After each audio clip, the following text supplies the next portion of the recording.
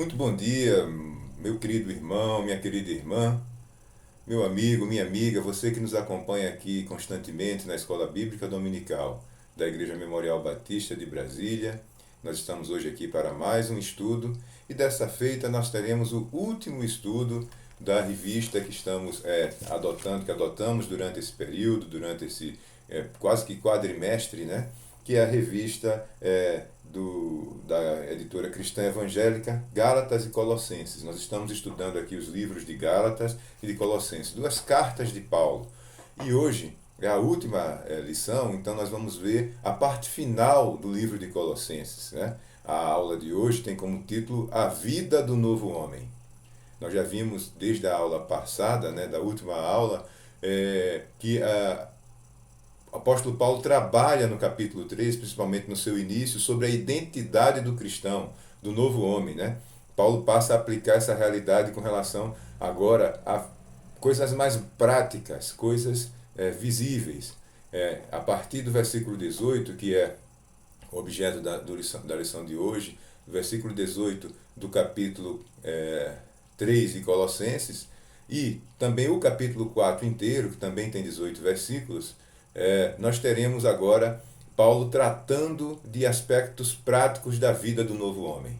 Antes ele falou sobre a importância da suficiência de Cristo, nós já vimos isso no início da carta, e agora em Cristo Jesus somos nova criatura, novo homem, nova mulher, ou seja, temos uma nova realidade agora em Cristo Jesus, isso ele escrevendo aos crentes de Gálatas, e agora ele passa a falar coisas práticas com relação a como deve ser esse viver do novo homem. E as coisas práticas dizem respeito a quatro aspectos para os quais eu escolhi dividir esse estudo, essa lição. O primeiro aspecto é a vida do novo homem na família, né? E há quem diga que é na família que o homem se mostra o que é, né? Na sua intimidade familiar. Isso está nos versículos 18 a 21 do capítulo 3. A partir do versículo 22, ele passa a tratar da vida do novo homem no trabalho, as suas relações de trabalho. Paulo fala de servo e de senhor. Acho que nós podemos fazer essa comparação também entre empregador e empregado, né? E as relações dentro do trabalho, de ambiente de trabalho. Como deve ser a vida desse novo homem? Já no começo do capítulo 4, Paulo fala sobre o que eu chamei aqui a vida do novo homem no seu íntimo, né? Como o novo homem deve se comportar nos momentos em que ele está só, nas motivações das atitudes que ele toma, no seu íntimo, no seu relacionamento com Deus, como deve ser a vida desse novo homem. E, por fim, a parte final do livro, Paulo trata de várias saudações a vários personagens ali que ele menciona, né, amigos, irmãos que ele tem, e aí nós podemos tirar a lição como deve ser a vida do novo homem na comunidade, na comunhão com os outros santos. Então são esses os aspectos que nós iremos tratar nesse estudo de hoje. Mas antes vamos ler o texto áureo, né? Aqui escolhi dois textos, né? A revista escolheu um, eu preferi selecionar dois porque o tema é bastante abrangente. Eu vou ler os dois textos e depois faremos uma oração. Eu vou ler aqui na versão NAA, né? Nova Almeida Atualizada, que é a versão, inclusive, que o nosso pastor adotou para, a partir desse ano, utilizar como principal referência. Ele já fez essa menção de púlpito e nós vamos procurar, sempre na medida do possível, utilizar essa versão, sem prejuízo de observarmos outras versões, em prol do bom entendimento do que diz a palavra de Deus. Diz assim, Colossenses 3, versículos 23 e 24. Tudo o que fizerem, façam de todo o coração, como para o Senhor, e não para as pessoas, sabendo que receberão do Senhor a recompensa da herança. É a Cristo, o Senhor, que vocês servem. E em Colossenses 4, indo para o capítulo 4, o último, no versículo 6 diz assim, que a palavra dita por vocês seja sempre agradável, temperada com sal, para que saibam como devem responder a cada um. Vamos orar ao Senhor? Meu Pai Celeste, obrigado, Senhor, por Tua palavra. Obrigado, Senhor, por essas cartas que Paulo escreveu e agora em especial a carta de Colossenses. E te peço mais uma vez que nos conduza nesse estudo. Em nome de Jesus. Amém. Então é isso, meus irmãos. Nós vamos agora partir para esses tópicos que eu aqui listei anteriormente. E do trecho que nós vamos estudar hoje, que é o final do capítulo 3 e o capítulo 4 de Colossenses, a partir do versículo 18, Paulo passa a falar sobre as relações familiares, logo no começo, né? E aí, esse texto de Colossenses 3, de 18 a 21, é muito parecido com o texto de Efésios 5, né? A partir do versículo 22. São conselhos muito semelhantes que Paulo entrega aos colossenses nesse momento e também passou para a carta de Efésios, para os Éfesos, né? Para os Efésios, naquela carta que ele escreveu. E diz assim, começando pelo versículo 18: Esposas, ou vós mulheres em algumas versões, cada uma de vocês se sujeite ao seu próprio marido, como convém ao Senhor. Mas à frente ele vai falar, maridos, no 19, que cada um de vocês ame a sua esposa e não a trate com amargura. No 20, fala de filhos. Filhos, em tudo obedeçam aos seus pais, pois fazer isso é agradável diante de Deus. E depois fala para os pais. Pais, não irritem os seus filhos, para que eles não fiquem desanimados. Como eu falei, isso você pode fazer um paralelo muito fácil aí com Colossenses 5, com Efésios 5, dessa parte aqui de Colossenses 3. Mas começando pelas mulheres, pelas esposas, né? Onde ele fala de submissão, sujeição, se sujeitem ao seu próprio marido. O texto de Efésios fala também de sede submissas aos vossos maridos, né? E aí, essa submissão, que na leitura de alguns pode trazer alguma polêmica nos dias de hoje, mas é uma submissão que deve ser uma submissão voluntária. Essa submissão não é uma característica de inferioridade da mulher. Muito pelo contrário, ela de forma harmoniosa e voluntária se sujeita à liderança espiritual do seu marido, porque isso convém ao Senhor. É isso que diz a palavra de Deus, né? É como convém ao Senhor. Cristo é o padrão de todo crente. E a esposa, que é uma crente em Cristo Jesus, uma serva de Cristo Jesus, ela procura obedecer a sua palavra, a palavra de Cristo Jesus, com relação a essa submissão. Como é que nós podemos ver Cristo como um padrão nesse relacionamento aqui, nesse conselho de Paulo com relação às esposas? É muito simples. Na carta aos Filipenses, Paulo fala que Cristo esvaziou-se a si mesmo. Ele, sendo Deus, não teve por usurpação ser igual a Deus, mas ele se esvaziou. E aqui eu vejo uma relação muito clara entre a posição de Cristo, sendo Deus transformado em homem, que veio ao mundo para salvar esse mundo, para nos dar a vida eterna. Para ele cumprir a sua missão aqui no mundo, ele precisou esvaziar-se. Mesmo sendo Deus, ele tornou-se servo, se colocou na forma de servo para servir aqueles a quem ele veio salvar. Então, essa mesma expressão de esvaziar-se serve agora para as esposas e a gente vamos usar para os outros casos também, maridos, filhos e pais. Mas como o texto começa por esposas, vamos falando aqui das esposas. Hoje se tem muito a ideia de empoderamento. Isso se coloca em várias relações. Nas relações de trabalho, na sociedade e também nas relações familiares. Só que o padrão de Cristo não é o de empoderamento. Ele tinha todo o poder, porque todo o poder lhe foi dado nos céus e na terra, mas ainda assim ele se esvaziou. Então, a esposa, quando se submete, ela segue o padrão de Cristo. E não é uma sujeição forçada, mas sim voluntária. É uma sujeição por amor. Amor a Cristo, que lhe salvou, e por isso, por obediência, se sujeita à autoridade do marido. Sujeitar a autoridade do marido não é viver como uma escrava do marido, como uma serviçal do marido, mas sim cumprir o papel correto de adjuntora, de ajudadora, de estar ali do lado, de honrar o seu marido, de respeitar e de valorizar a autoridade espiritual que o marido tem e sacerdotal que o marido tem dentro da família. Em Efésios, Paulo cita o marido como cabeça da mulher, como Cristo é o cabeça da igreja. Essa relação é muito clara nos textos bíblicos, principalmente nas cartas de Paulo, né? Em 1 Pedro 3, versículos de 1 a 6, o apóstolo Pedro, né, um outro apóstolo, fala que a conduta da mulher submissa, ela pode inclusive levar o marido a crer em Cristo Jesus. Esse texto é muito interessante e eu faço questão aqui de ler em Efésios, em 1 Pedro, no capítulo 3, de 1 a 6, diz assim: Mulheres, do mesmo modo, cada uma de vós seja submisso ao marido, para que também, se alguns deles não obedecem à palavra, sejam ganhos sem palavra alguma pela conduta da sua mulher. Ao observarem vossa conduta pura em temor, o que vos torna belas e não deve ser o enfeite, o que vos torna belas não deve ser o enfeite exterior, como tranças dos cabelos, as joias de ouro ou o luxo dos vestidos, mas sim o íntimo do coração, com um espírito gentil, tranquilo, que não parece ter muito valor diante de Deus, pois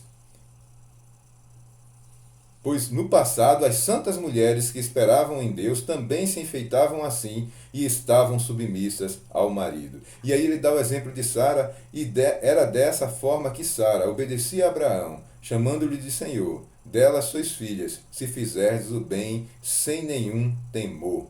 Então aqui o apóstolo Pedro dá o exemplo, inclusive, de Sara, de que a grande beleza da mulher não está nos seus enfeites, nos seus adornos, mas sim na sua simplicidade, na sua obediência, em ser gentil.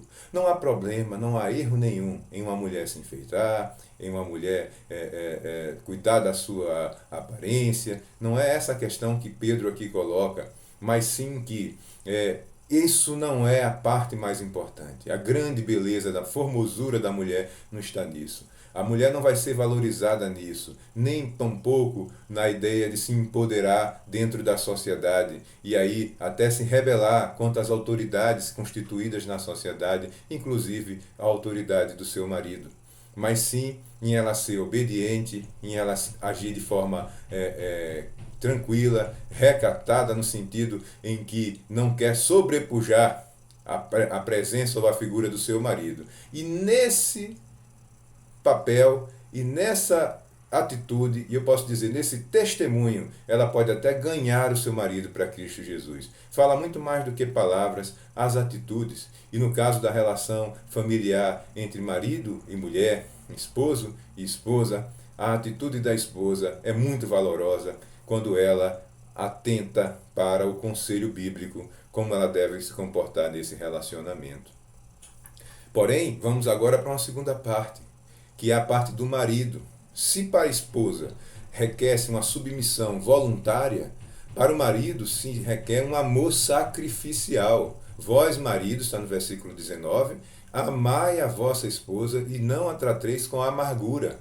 Paulo, quando escreve aos Efésios, aqui até o texto de Colossenses, mas na carta aos Efésios, a palavra é até mais dura, mais forte, vamos dizer assim, ela é até mais contundente, que diz que vocês devem amar vossa esposa como Cristo amou a igreja e a si mesmo se entregou por ela. Mais uma vez aqui o padrão é Cristo. E essa responsabilidade dos maridos, sem aqui querer colocar um ranking, o que é melhor, o que é mais valoroso, não, a ideia não é essa, mas traz uma atitude até mais forte de se entregar, do marido entregar a sua própria vida por sua esposa, né? De forma que essa relação não seja uma relação de amargura, mas sim de amor. O marido não pode utilizar-se do seu papel de marido, de sacerdote do lar, da autoridade que a própria palavra de Deus lhe dá, para sobrepujar a esposa, para colocar a esposa num pedestal abaixo do seu, num nível abaixo do seu. Não existe isso. Apenas há uma definição clara dos papéis, mas sem que se estabeleça quem é mais importante e quem é menos importante. O marido não é mais importante do que a esposa por esse papel que ele tem. Pelo contrário, ele recebe responsabilidade de Deus para cuidar da sua esposa, para amar a sua esposa da mesma forma como Cristo amou a igreja, e se sendo necessário, inclusive, entregando a sua vida pela sua esposa. O amor que é descrito aqui nesse texto é o amor ágape, que é o amor sacrificial, é um amor constante, é um amor protetor, é um amor apesar de, independente de qual seja a atitude da esposa, a atitude do marido deve ser de amar como Cristo amou a igreja. Então aqui você vê que há uma relação de responsabilidades que Deus coloca através desse texto aqui, que Paulo escreve aos Colossenses, entre o homem e a mulher, entre a esposa e o esposo, entre o marido e sua mulher, e muito bem equilibrada, se nós conseguirmos ver isso nos olhares espirituais, né? Por quê? Porque se um marido não ama a sua mulher da forma correta, da forma sacrificial, da forma protetora, assumindo a responsabilidade que ele tem diante de Deus para com a sua mulher, isso traz desequilíbrio para o lar, traz amargura para o lar. O tratamento do marido à esposa, inclusive, é um requisito para que as suas orações não sejam impedidas ou sejam ouvidas. Isso diz o apóstolo Pedro também no mesmo texto que eu acabei de ler anteriormente para falar das mulheres. Eu li do versículos 1 a 6, mas em 1 Pedro 3, versículo 7, diz assim: da mesma forma, maridos, vivei com elas a vida do lar, com entendimento, dando honra à mulher, como parte mais frágil e herdeira convosco da graça da vida, para que as vossas orações não sejam impedidas. Então, o texto para o marido também é bastante forte e contundente. E os homens, os maridos, precisam prestar atenção nisso. É difícil atingir esse padrão, mas o nosso padrão sempre tem que ser Cristo Jesus. O texto continua falando agora de filhos. Quando fala de filhos, o conselho é o seguinte, está no versículo 20 de Colossenses 3. Filhos, em tudo obedeçam aos seus pais, pois fazer isso é agradável diante do Senhor. E aí se fala de uma obediência, e essa obediência que é uma expressão de honra. A mesma coisa que acontece desde lá do Antigo Testamento, quando do estabelecimento dos 10 mandamentos. Quando um dos mandamentos diz: honra o teu pai e a tua mãe, para que se prolongue os teus dias na terra que o Senhor teu Deus te dá. Então, o papel do filho é um papel de honra, de obediência para com o pai. Esse texto ainda fala em tudo, né? E significa que essa obediência tem que ser total. É óbvio que isso não significa que não se deve obedecer, que se deve obedecer ao pai naquilo que contradiz a vontade de Deus, né? O nosso Pai Celestial, né? Óbvio que não se deve obedecer ao pai naquilo que contradiz a vontade de Deus. Mas se a ordem do seu pai, a orientação do seu pai, ela é condizente com a vontade de Deus, ela é coerente com a vontade de Deus, deve ser obedecida, deve ser atendida. Conselho para filho com relação ao pai, nós temos vários, por exemplo, no livro de Provérbios. O livro de Provérbios, desde lá do seu primeiro capítulo, no versículo 8, diz assim: filho meu, ouve a instrução do teu pai e não deixes o ensinamento da tua mãe. Uma expressão muito parecida com essa está no 6,20 de Provérbios. Filho meu, guarda o mandamento do teu pai e não deixes a lei da tua mãe. Valorização do relacionamento com os pais é muito importante para com seus filhos. Se assim não fosse, não estaria, como aqui já mencionei, desde os 10 mandamentos lá no Antigo Testamento, no livro de Êxodo. Então, todos nós que somos filhos, aqui nós falamos antes de esposa e de maridos, nem todos são esposas ou maridos. Existem aqueles que ainda não casaram, existem aqueles que não têm esposa ou marido, mas filhos todos nós somos, né? Ou um dia fomos. E temos essa obrigação, como filhos, de honrar o nosso pai e a nossa mãe, porque isso é agradável diante do Senhor. E assim nós temos, por último, a questão do conselho aos pais. E o conselho no versículo 21 diz assim: pais, não irritem os teus filhos, para que eles não fiquem desanimados. Existe uma passagem muito semelhante, agora em Efésios, já no capítulo 6, não mais no capítulo 5, que fala quase a mesma coisa que esse conselho aqui que Paulo diz aos Colossenses também. No 6, no versículo 4, diz assim: vós pais, não provoqueis ira a vossos filhos, mas criai-vos na disciplina e na instrução do Senhor. Então, essa autoridade que os pais têm com relação aos filhos, que é bíblica, que é real, também não deve ser utilizada para subjugar os filhos, para irritar os filhos, para trazer a eles coisas ruins, para humilhar os filhos, né? Então o Senhor, em todas as relações aqui, o Senhor gosta de tratar a autoridade que ela deve ser feita de forma equilibrada, de forma para o bem. Se o marido tem alguma autoridade com relação à esposa, essa autoridade deve ser utilizada para abençoar a esposa. Se os pais têm autoridade diante do filho, essa autoridade deve ser utilizada para abençoar os filhos, para ensinar.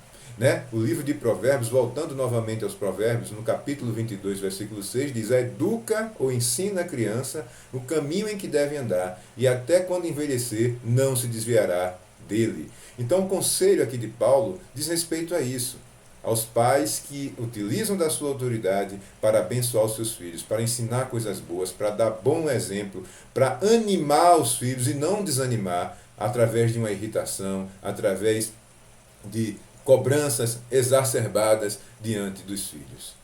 O segundo ponto que nós temos na lição de hoje é a vida do homem, né, o homem de Deus, o novo homem, no trabalho. E Paulo fala disso no finalzinho do capítulo 3 e no começo, já começando o capítulo 4. Eu lerei aqui: servos, obedeçam em tudo os seus senhores aqui na terra, não servindo apenas quando estão sendo vigiados, visando somente agradar as pessoas, mas com sinceridade de coração, temendo ao Senhor. Veja que o conselho aqui diz que as coisas que você faz para o seu Senhor, e essa relação de servo e Senhor, nós podemos facilmente fazer uma comparação entre empregado e empregador, ela não deve ser feita só quando as pessoas estão vendo. Né? Essa fidelidade, essa lealdade que se deve ter ao seu senhor, ao seu empregador, aquele que lhe deu emprego, ou que lhe deu a oportunidade de trabalhar e viver com dignidade, ela deve ser sempre, não só visando somente agradar as pessoas, mas com sinceridade do coração. E o versículo 23 seguinte diz assim: e tudo o que fizerem, façam de coração.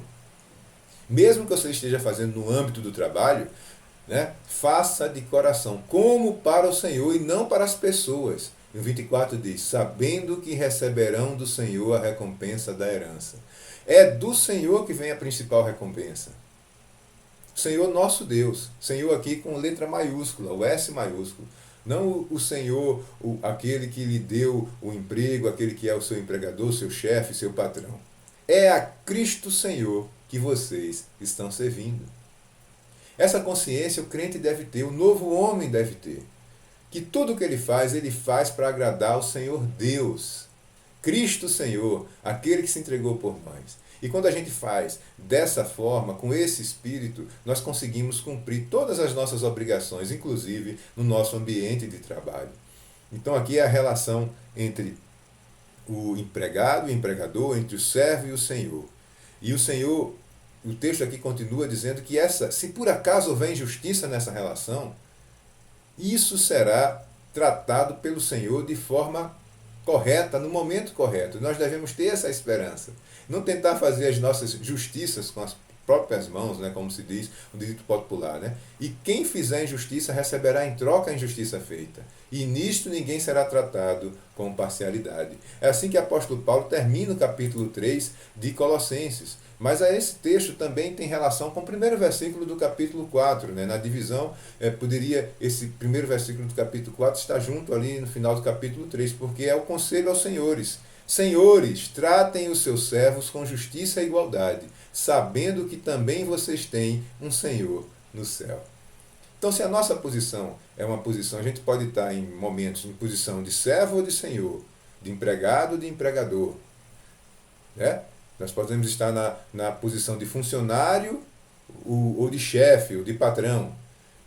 E aqui na posição de patrão, de senhor, tratem com justiça e igualdade. Sabe por quê? Porque vocês também têm um Senhor no céu. Então, essa ideia, né, essa noção é muito importante para o novo homem em Cristo Jesus. A certeza de que eu tenho um Senhor no céu, a quem eu devo, né, prestação. Né? Eu tenho, e esse Senhor do céu me trata com amor, com justiça, com equidade. Eu tenho a obrigação de tratar todos aqueles que estão sob a minha liderança, né, sobre o meu senhorio, também da mesma maneira, com justiça e com igualdade. Então aqui já tive aqui os conselhos de Paulo para um novo homem, a vida do novo homem, dentro da família e também nas relações de trabalho. Né? Mas o terceiro ponto que nós queremos aqui frisar é a vida desse novo homem, não só dentro da relação familiar de trabalho, mas também no seu próprio íntimo. E aí Paulo começa a tratar disso a partir do versículo 2 de Colossenses 4.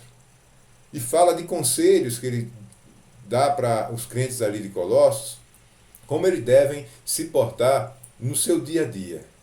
E diz assim: continuem a orar, vigiando em oração, com ações de graça. Ao mesmo tempo, orem também por nós. Ele pede oração para que Deus nos abra uma porta à palavra, a fim de falarmos do mistério de Cristo, pelo qual também estou algemado. Lembremos que Paulo escreve a carta aos Colossenses em prisão. Orem para que eu torne esse mistério conhecido, como me cumpre fazer. E aí continua dizendo dessa relação do homem, desse novo homem com a sua intimidade. O que é que ele deve buscar no seu íntimo, no seu viver? Sejam sábios no modo de agir, com os que são de fora, e aproveitem bem o tempo. E que a palavra dita por vocês seja agradável, temperada com sal, para que saibam como devem responder a cada um. Então, Paulo agora chama os crentes de Colossos para viver uma vida de oração, uma vida de gratidão, que ele menciona a gratidão, oração pelos outros, pelo ministério do Senhor Jesus Cristo, pelo ministério de Paulo mesmo, ele pede essa oração, e evoca também esses cristãos a serem sábios. Tiago, quando escreve, diz que aquele que falta sabedoria, peça a Deus. A vida do novo homem tem que ser uma vida sábia, uma vida com decisões sábias, corretas diante de Deus e dos homens. E outro, também tome cuidado com aquilo que sai da vossa boca, né? O que contamina o homem é o que sai da boca, não o que entra. Que a palavra dita por vocês seja sempre agradável, temperada com sal. Ou seja, palavras que dê vontade de vir mais.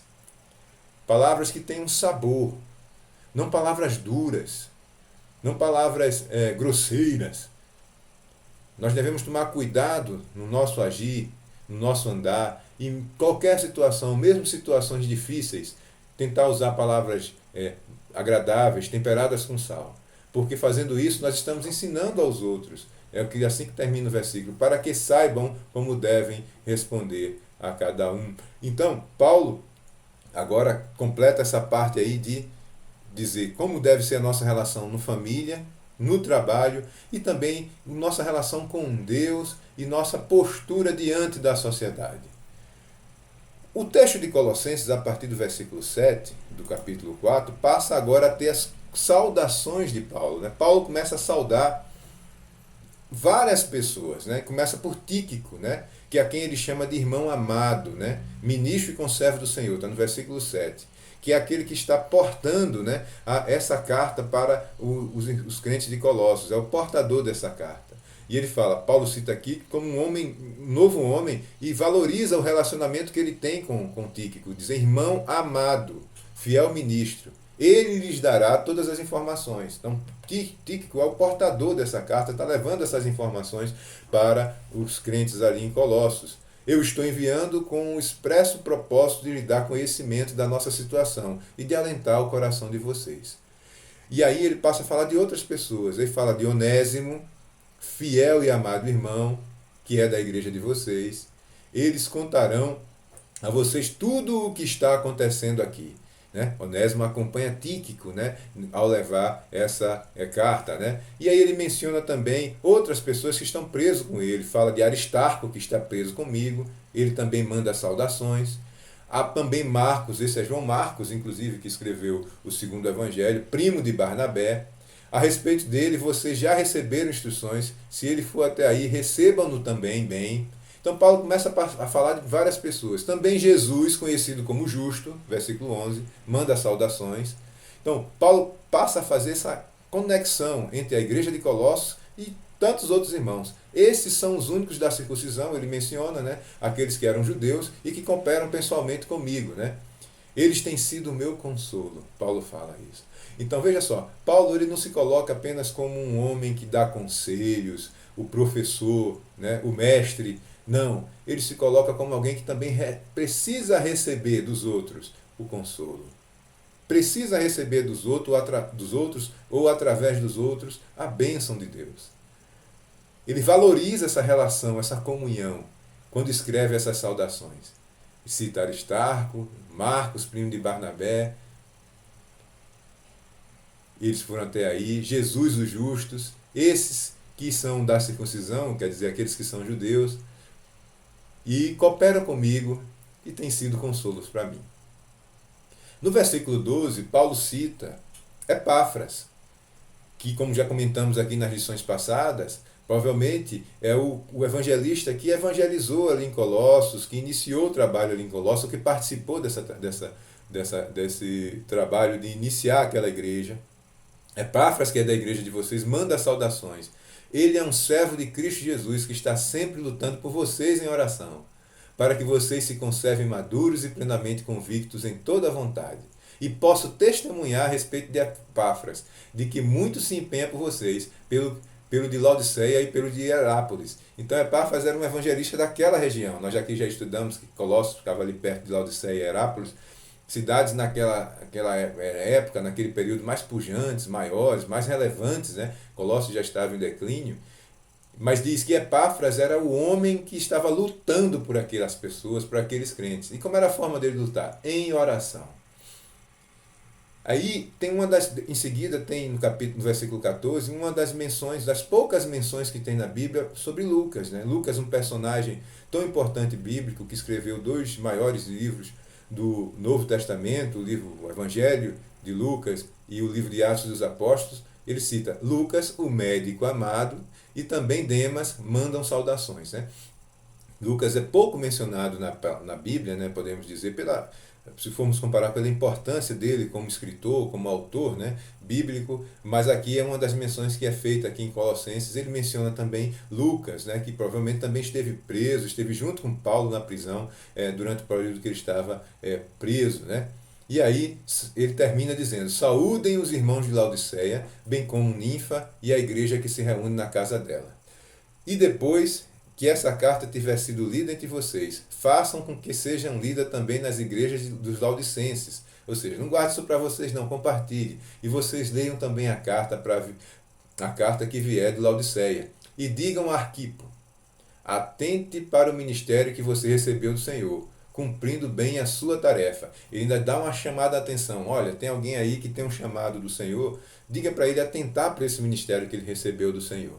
A saudação é de próprio punho, Paulo diz. Lembrem-se de minhas algemas. Então Paulo aqui faz questão de dizer que de próprio punho ele está escrevendo essa saudação, e nós podemos lembrar que estudamos lá desde o primeiro capítulo, né, desse estudo, quando viemos estudando aqui o livro de Colossenses, que essa é uma carta que ele escreve na sua prisão, né, já perto do seu final da sua vida, diferente da carta aos Gálatas, que aqui também estudamos, que ele escreveu essa carta no início do seu ministério, ali no ambiente ali do Concílio de Jerusalém, por volta de 50 depois de Cristo. Não, essa carta de Colossos, ele já está perto do final da sua vida, já está preso, e ele escreve ali, junto com o irmão Timóteo, como ele menciona lá no capítulo 1, no versículo 1, mas agora essa parte da saudação ele faz questão de escrever com seu próprio punho. Fazendo aqui um resumo de tudo isso que nós estudamos no final do capítulo 3 e o capítulo 4 de Colossenses, nós podemos dizer que Paulo está justamente dando conselhos para aqueles crentes, conselhos que servem para nós hoje em dia, sobre como deve ser a vida do novo homem, dentro da família, com respeito, com amor, né?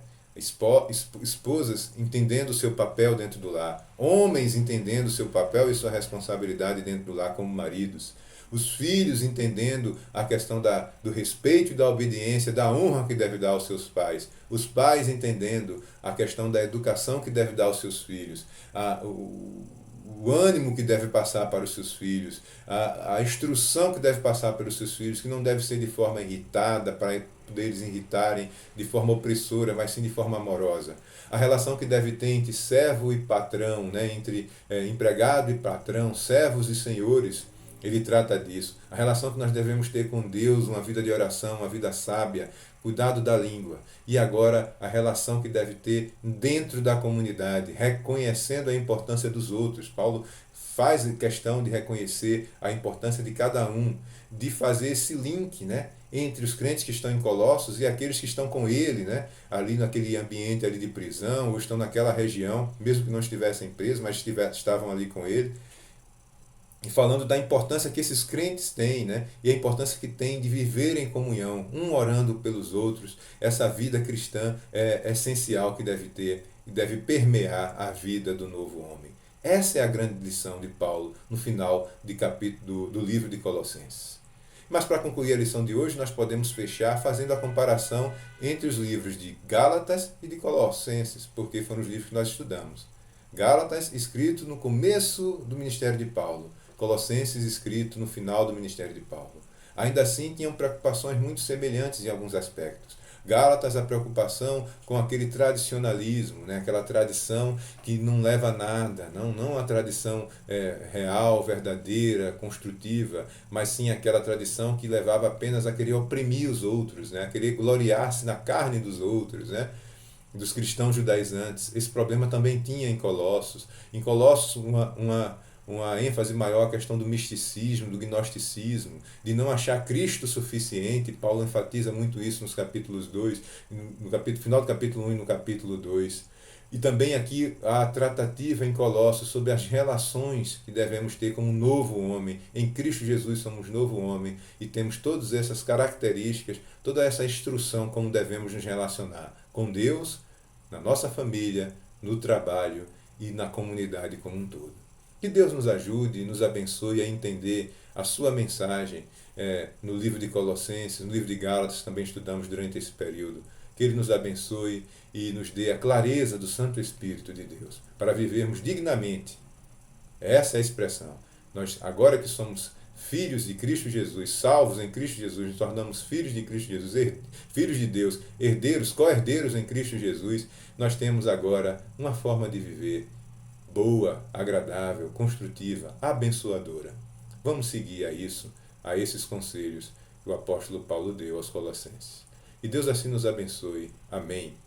E a você, meu querido irmão, minha querida irmã que nos acompanha, continue aqui no nosso canal. Logo mais, às 10h15, teremos a transmissão do nosso culto da Igreja Memorial Batista de Brasília. Que Deus assim nos abençoe.